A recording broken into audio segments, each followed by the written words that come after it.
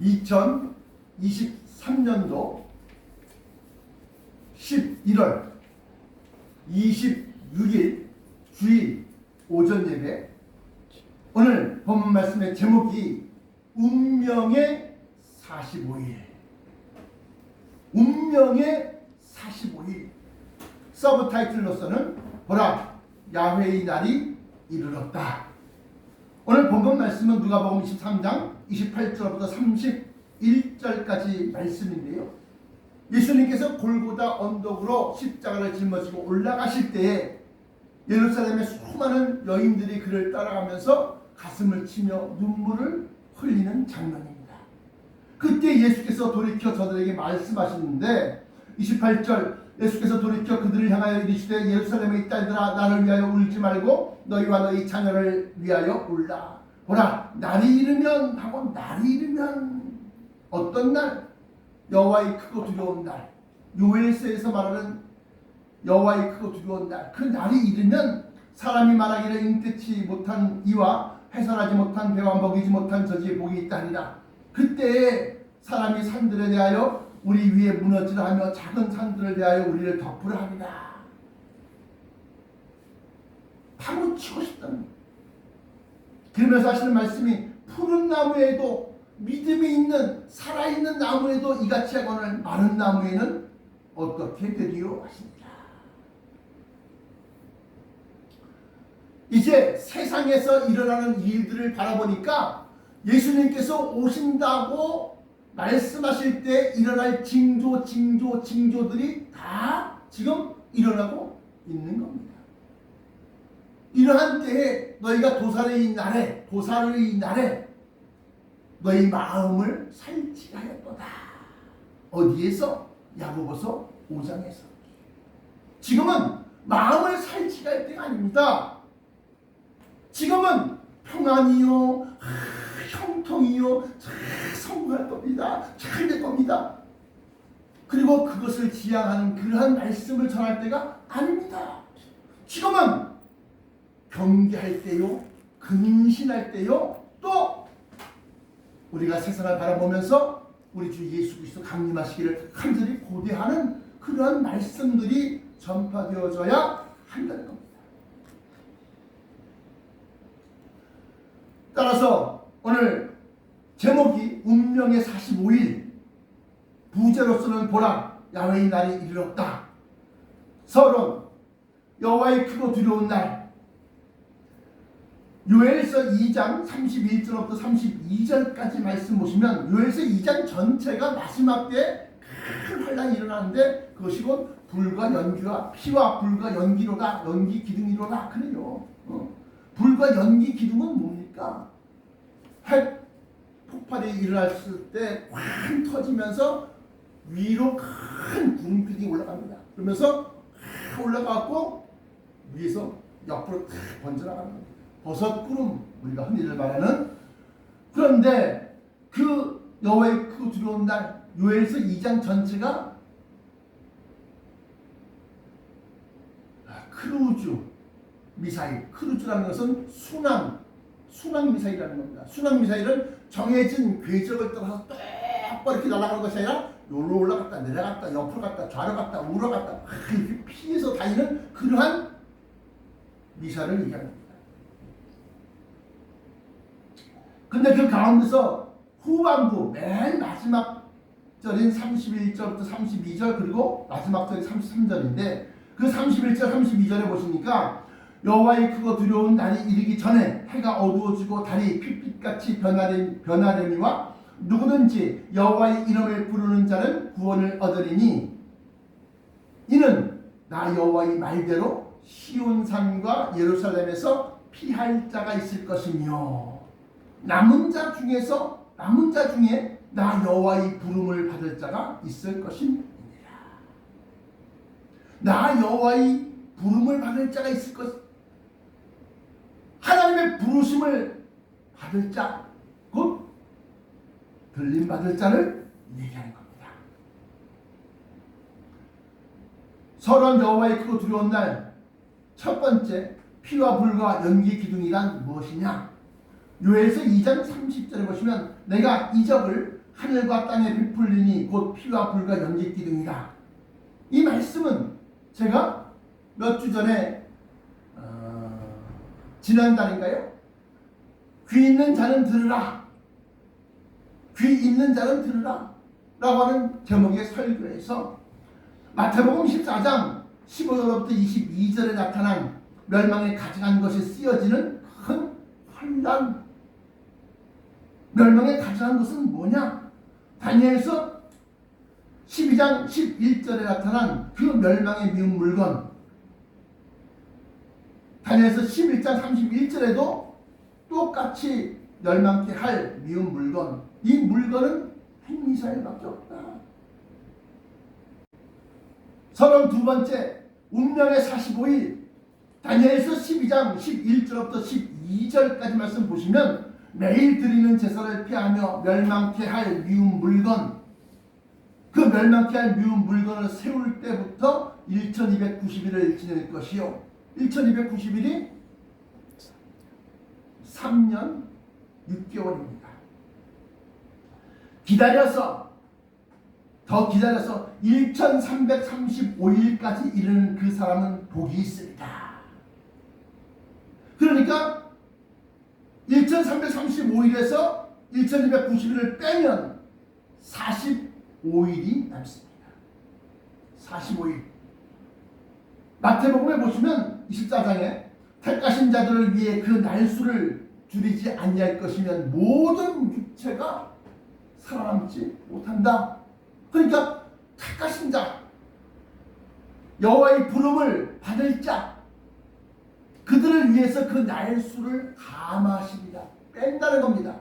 그러니까 1335일 빼기 2290을 하니까 45일이 남는다. 또한 성경에서 복이라고 말하는 것은 제가 여러분들 귀에 딱지가 않도록 엄청나게 자주 얘기했는데, 복은 돈 많이 버는 거, 높은 지위에 올라가는 거, 그거 다 죽음에 이르고 멸망에 이르게 돼 있어요. 때가 되고 시간이 지나고 80, 강간하면 80이라고 그랬는데 다 죽는 겁니다. 그러나 성경에서 말하는 복은 구원, 좀 더 정확하게 말씀드리면 구속. 우리가 하늘 족속에 속해 들어갑니다. 하나님의 자녀가 되는 겁니다. 하늘의 형상을 입는 겁니다. 그것이 바로 복이 있으리라의 복입니다. 그러므로 오늘 말씀 32번째 예문에서 매일 드리는 제사를 피하며 멸망케 할 미운 물건을 세울 때부터 1290일을 지낼 것이요 기다려서 1335일까지 이르는 그 사람은 복이 있으리라. 할 때 복이 있으리라 라고 하는 것은 여호와의 부름을 받으리라. 여호와의 부름을 받으리라. 그것은 곧 하늘의 형상을 입고 변화체를 입고 올라간다는 겁니다. 휴관한다는 겁니다.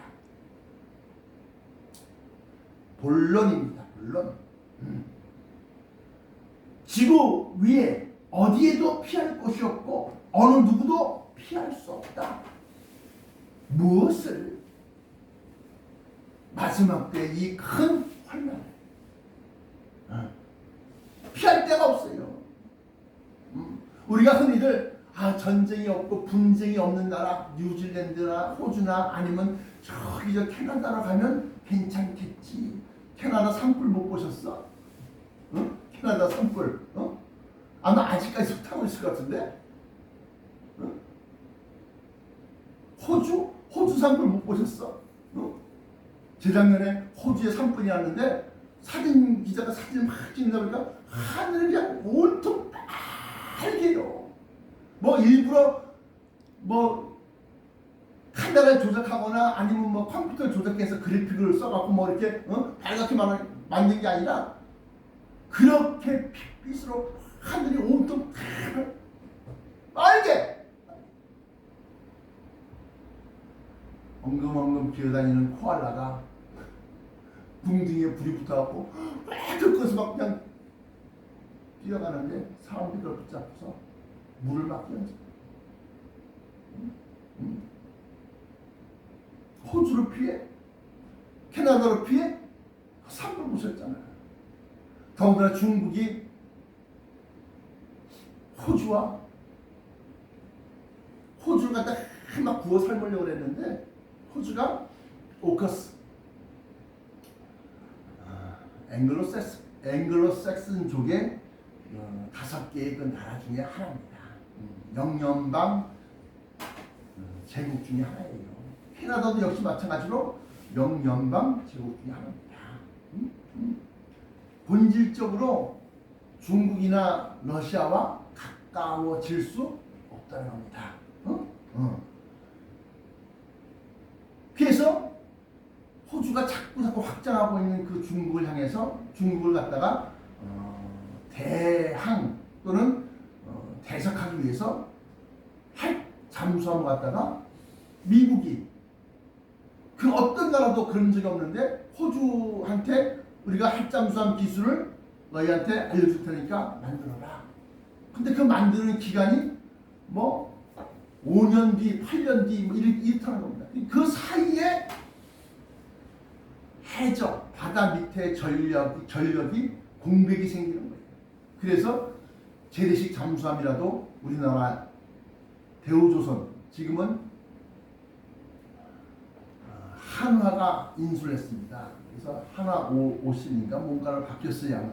근데 거기다가 주문을 넣느니 마느니 그런 일을 하고 있어요. 캐나다도 역시 마찬가지로 중국과 러시아가 자꾸 바다 밑으로부터 세력을 확장해 오니까 우리나라에 80조 원어치를 갖다가 잠수함을 만들겠다고 하는 그러한 MOU 협정서를 갖다가 일단 정식 계약은 아니지만 서로 협의해서 서로 이렇게 하고 하겠다고 하는 협정서를 갖다 MOU를 갖다가 맺었습니다. 그래서 지구 위에 어디에도 피할 곳이 없고 어느 누구도 피할 수 없다. 피할 수 없습니다. 성경이 얘기하고 있거든요. 누가복음 23장이니까 그 앞에 잠깐 보시면 이 날은 지구 위에 있는 모든 사람에게 임한다.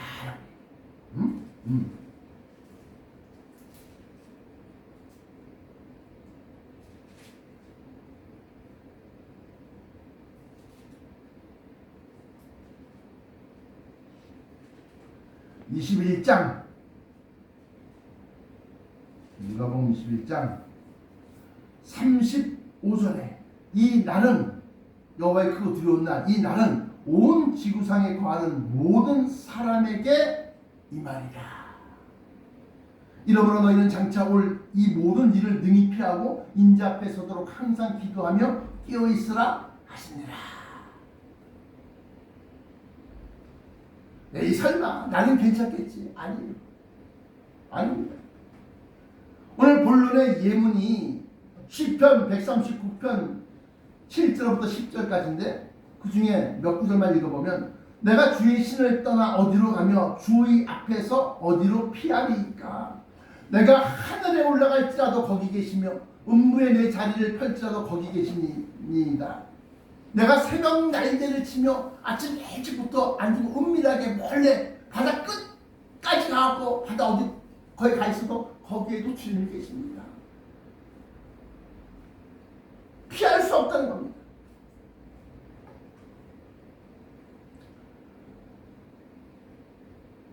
지구 전체가 핵폭발의 충격에 이어서 그러니까 아주 엄청난 충격이 이 땅덩어리 안에서 팡팡팡팡 막 다 막 부시니까 지구가 지각 변동을 일으킵니다. 지각 변동. 그래서 그것을 과학자들은 극점프라고 합니다. 극점프. 이건 또 무슨 말이야? 남극과 북극이 있는데 이게 지구 축이야, 축.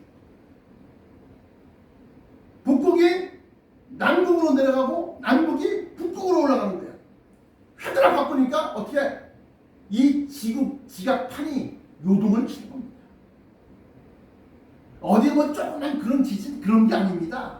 뭐 캘리포니아 대지진 그 대지진에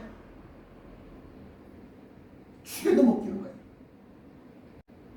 극점프가 일어나는 원인이 핵폭발로 인해서 지구가 충격을 막 받는 겁니다. 그래서 판게아 이론에 의해서 지각판이 뻥뻥뻥 막 충격을 받으니까 이게 휙 돌아버리는 거예요. 그 본론에서 지구 위에 어디에도 피할 곳이 없고 어느 누구도 피할 수 없다. 첫 번째 큰 환란, 핵전쟁입니다. 큰 환란을 위해 아마겟돈으로 보이는 왕들. 내기가 아닙니다. 킹 제임스 버전 요한계시록입니다. 16장 13절부터 16절까지 보시면 그 중에서 14절에 저희는 귀신의 영이라 이적을 행하여 온 천하 임금들에게 가서 하나님 곧 전능하신 이의 큰 날에 전쟁을 위하여 그들을 모으더라. 16절에는 새 영이 히브리 음으로 아마겟돈이라 하는 곳으로 왕들을 모으더라.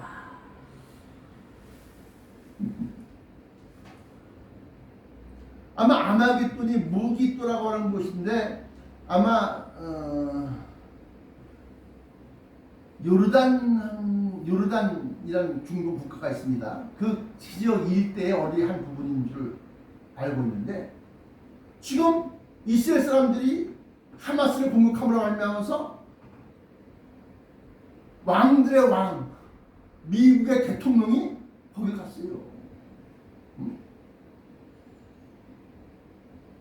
중동에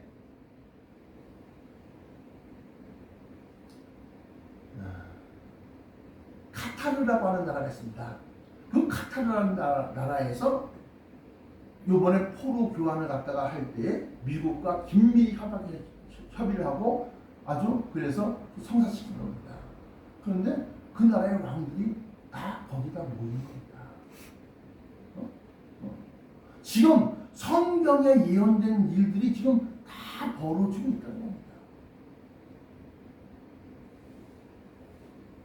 그래서 이것은 나의 얘기가 내 생각, 내 주장이 아니라 요한계시록 16장 13절부터 16절까지 가운데서 14절을 보면 저희는 귀신의 영이라.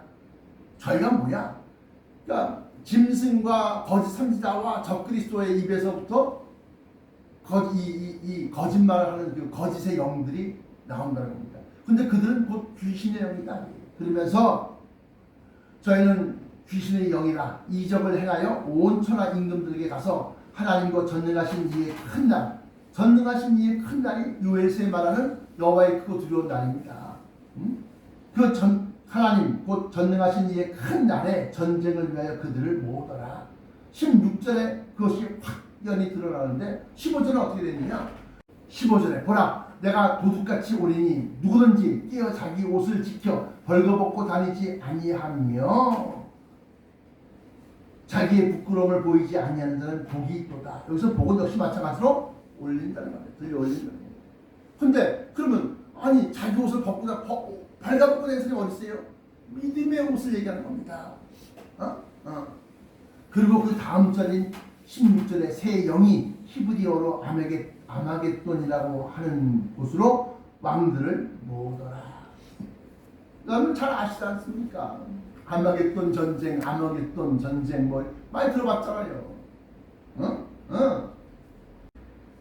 중동에서 시작된 기독교 세력과 이슬람 세력 간의 대리 전쟁에서 그래서 각 지역은 제가 지난주에도 말씀드렸고 지지난주에도 말씀드렸고 누차례겠지만 첫 번째 나토와 우크라이나, 러시아, 두 번째 이스라엘과 팔레스타인, 세 번째 남중국해에서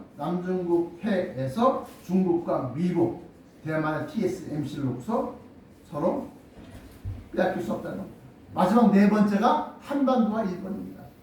아니 우리는 여기는 북동지방 한반도는 되게 조용하지 않습니까? 뭐 별 걱정 없을 것 같은데요. 불과 지난주입니다. 북한의 김정은이 러시아의 기술을 갖다가 지원받아서 군사위성 흔히들 첩보위성이라고 그러는데 군사위성을 갖다가 대륙간 탄도탄에다가 싣고서 그 앞머리에다가 실어놓고 그걸 발사했어요. 그래갖고 성공했습니다. 우리나라의 용산, 군산, 무슨 오산, 미군 또 부산에 있는 칼빈슨 항공모함 다 찍었다는 겁니다.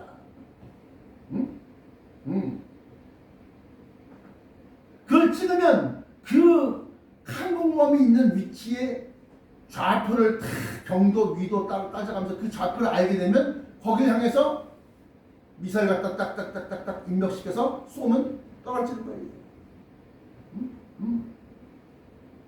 근데 그걸 아무도 못 막아. 한반도가 지금 핵무기의 핵 전쟁터가 될 판입니다. 이처럼 큰 환란을 위해서 아마겟돈으로 모이는 왕들, 거기에서 잘 협의가 되고 잘 풀어지면 괜찮지만 어떻게 안 풀어지면 극단적으로 나가는 거지. 물론 두 번째, 지구 위에 어디에도 피할 곳이 없고 어느 누구도 피할 수 없다. 그 두 번째, 얼마나 혹독한 화염인가. 이건 또 무슨 소리예요? 오늘 본문 말씀해 보시면 어떻게 산을 향해서 우리 위에 무너지라 하며 작은 산들에 대해서 우리를 덮으라 하리라. 여기에만 나왔을까요? 아닙니다. 요한계시록 이번에는 아까는 16장이었었는데 이번에는 6장 15절부터 17절까지 말씀 보시면 땅의 임금들과 왕족들과 장군들과 부자들과 강한 자들과 각 종과 자주자가 굴과 굴과 산, 바위 틈에 숨어 산과 바위에게 이르되 우리 위에 떨어져 보좌에 앉으신 이 나체서와 어린 양의 진노에서 우리를 가리우라. 이게 무슨 소리야? 그게 산들을 향해서 우리 위에 무너지라 하며 작은 산들을 향해서 우리를 덮으라 합니다. 그 말과 같은 내용이에요. 왜 산들을 갖다가 산사태 나서 금태 딸려 죽는 것처럼 왜 그렇게 덮으라는 거냐? 위에서부터 엄청난 열기가 내려오고 있다는 것입니다. 이것은 요한계시록 6장 15절부터 17절 이 말씀은 본문 말씀인 누가복음 23장 30절의 말씀과 같은 내용인데 설명하자면 외부에 노출된 모든 것을 태우며 건물 지하 1층에 꽉납니다. 한 4, 5층, 6층 건물 지하 깊숙이 피한 자들과 산속에 숨어 바위 틈새나 동굴 속에 피한 자들만 살아남는데 문제는 살아남았다고 다 들림받는 휴거의 대상자가 아니라는 겁니다. 왜? 휴거는 살아있다고 하는 것이 아니라 믿음으로 되는 것입니다. 그래서 스가랴서에 보시면 13장에 보시면 사람의 3분의 1이 큰 환난 여호와의 크고 두려운 날 이 핵전쟁으로 죽고 그 3분의 1이 죽었으니까 3분의 2가 남지 않습니까? 그 중에 살아남은 3분의 2 가운데서 하시는 또 3등분을 해서 3분의 1만 살아남아서 금같이 연단하고 은같이 시험하고서야 시온성의 백성이 된다는 겁니다. 스가랴서 13장 8절부터 9절 참조. 결론입니다. 결론. 그렇다면 큰 환난과 종말의 재앙에서 피할 방법은 없단 말인가? 고린도후서 6장 2절입니다. 가라사대 내가 은혜 베풀 때에 너를 듣고 너의 기도를 너의 소망을 너를 듣고 구원의 날에 너를 도왔다 하였으니 보라 지금은 은혜 받을 만한 때여 보라 지금은 구원의 날이로다. 고린도후서 6장 17절 18절에 보시면 그러므로 주께서 말씀하시기를 너희는 저희 중에서 나와서 따로 있고 부정한 것을 만지지 말라. 내가 너희를 영접하여 너희에게 아버지가 되고 너희는 내게 자녀가 되리라. 전능하신 주의 말씀이니라 하셨느니라. 처음 들어봤죠?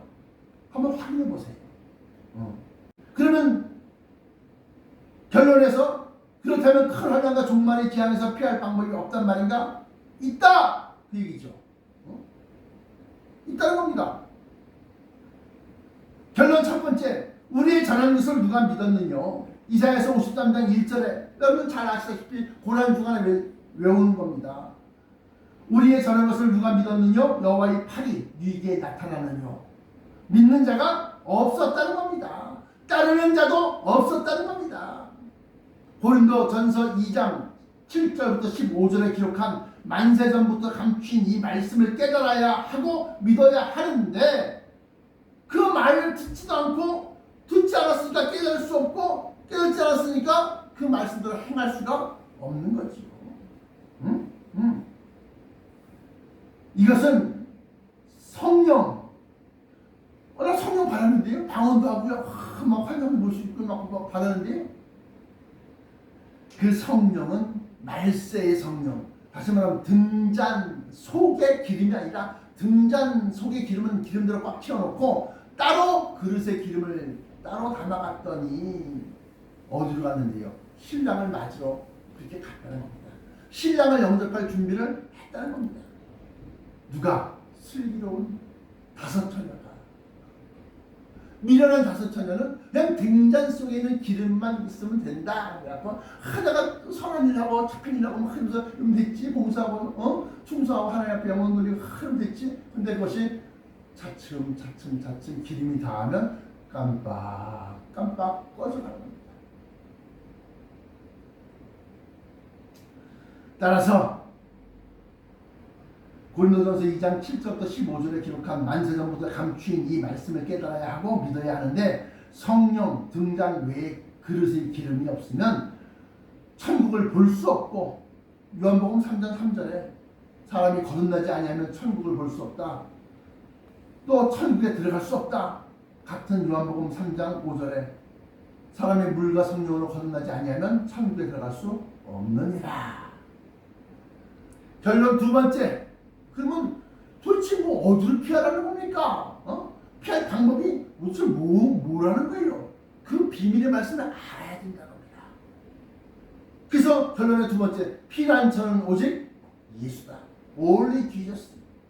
시편 91편 1절부터 16절에 보시면 지존자의 은밀한 곳에 거하는 자는 전능하신 자의 그늘 아래 거하리로다. 그러면서 2절에 내가 여호와를 가리켜 말하기를 저는 나의 피난처요 나의 요새요 나의 의뢰하는 하나님이라 하리니 하고 피난처라는 겁니다.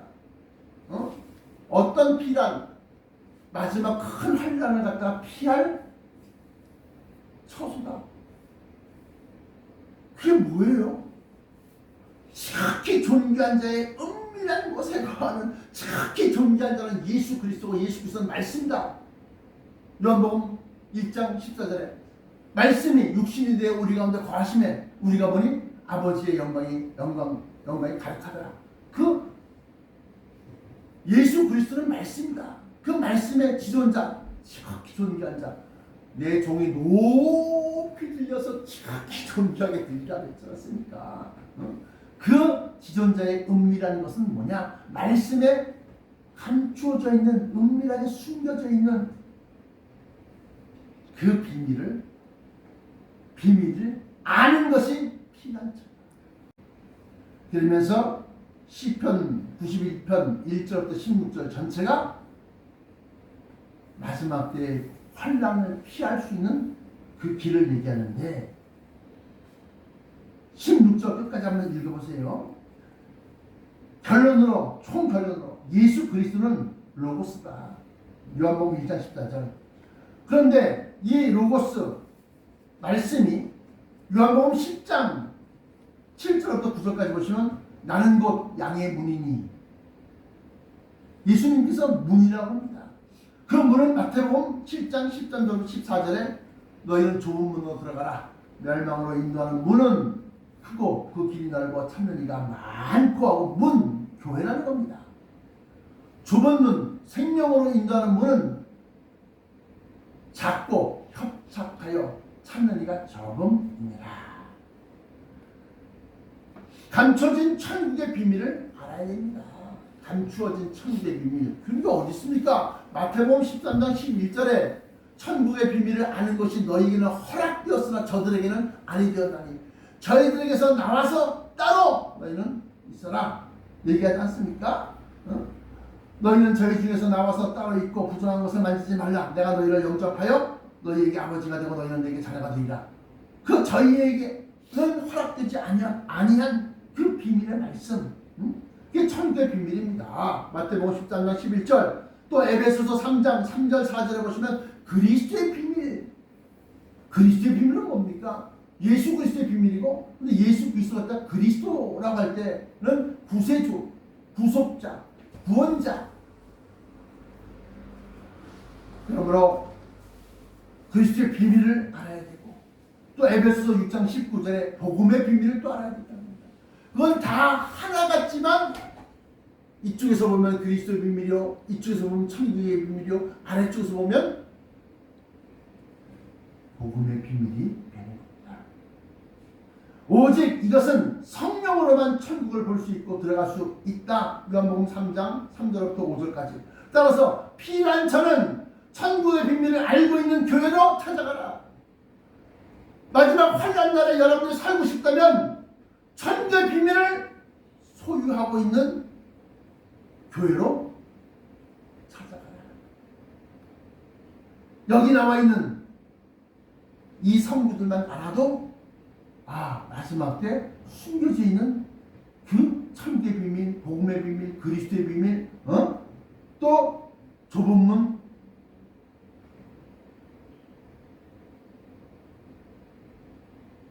이러한 것들을 깨달을 수 있습니다.